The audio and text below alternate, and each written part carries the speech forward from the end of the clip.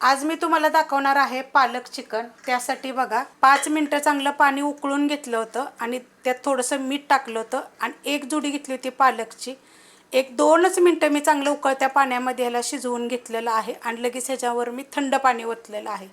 एक जुडी होती बघा आणि त्याची कवळी कवळी जेवढी देठ असतील ना तेवढी मी घेतलेली आहेत। 1 किलो चिकनसाठी मी एवढं घेतलेलं। तर हे काय करते, मिक्सरच्या भांड्यामध्ये मी काढून घेते। ह्याच्यामध्ये ह्या 3 मिरच्या घेतलेल्या आहेत, ह्या पोपटी कलरच्या आहेत, कमी तिखटवाल्या आहेत। त्याच्यामध्ये थोडीशी कोथिंबीर आणि ह्याला थोडं पाणी टाकून मी बारीक करून घेणार आहे। बारीक करून घेतलेलं आहे। कढई मी गरम करत ठेवलेली आहे, त्यामध्ये तेल काढून घेऊया। तेल काढायचे आपल्याला अर्धी पळी, तुमच्या आवडीप्रमाणे थोडंसं कमी जास्त केलं तरी चालेल। ही 1 किलो चिकनसाठी मी तेल घेतलेलं आहे। तेल गरम झालेलं आहे, त्याच्यामध्ये टाकायचे 2 तेजपत्ते, 1 तुकडा दालचिनीचा, 2 साध्या विलायच्या, 2 लवंगा आणि 5 मिरी। गॅस आहे मीडियम। मोठ्या आकाराचा एक कांदा घेतलेला आहे, असं जास्त बारीक पण नाही जास्त मोठा पण नाही, असं कापून घेतलेला। चॉपरला एकदम बारीक केला तरी पण तुम्ही चालू शकता। कांदा चांगला भाजून घ्यायचा। कांदा हलकासा भाजलेला आहे। 1 चमचा आलं लसूण आणि 1 पोपटी कलरची मिरची अशी कुटून घेतलेली आहे।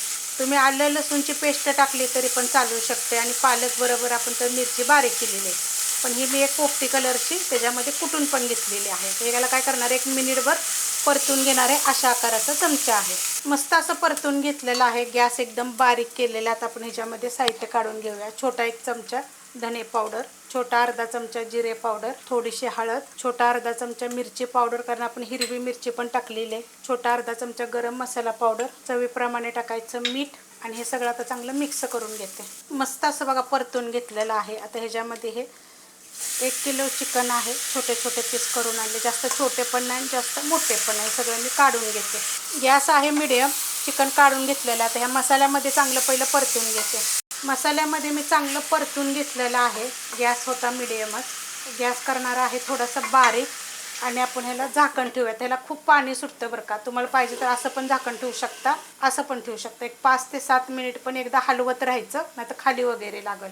बारीक गॅसवर बघा मी शिजत ठेवलं होतं, असं पाणी सुटतं आणि त्या पाण्यामध्ये शिजवायचे आपल्याला, पाणी बिलकुल त्याच्यामध्ये ओतायचं नाही आहे।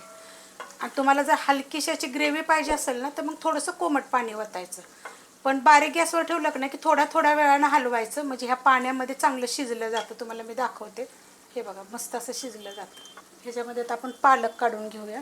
पूर्णपणे पालक पेस्ट मी काढून घेतलेली आहे। आता गॅस आहे बारीकच, पहिलं चांगलं मिक्स करून घ्यायचं। चांगलं मिक्स करून घ्यायचं आणि तुम्हाला तर ह्या साईडला थोडंसं पिवळं दिसत असेल, आपली घरची हळद आहे ना, त्याचा थोडा जरी टाकला ना तर खूप कलर येतो। 1-2 चिमूट जरी टाकला ना तर याला पुष्कळ होतो, तर त्याप्रमाणेच हळद टाका। कारण की मग काय होईल माहिती आहे का, आपण पालक चिकन करतोय आणि जर हळदीचं प्रमाण थोडंसं जास्त झालं तर त्याचा कलर चेंज होईल मग।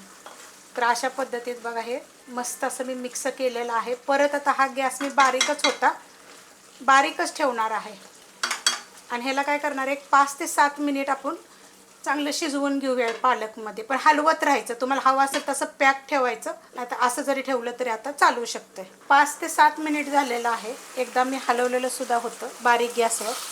अशा पद्धती झालेलं आहे।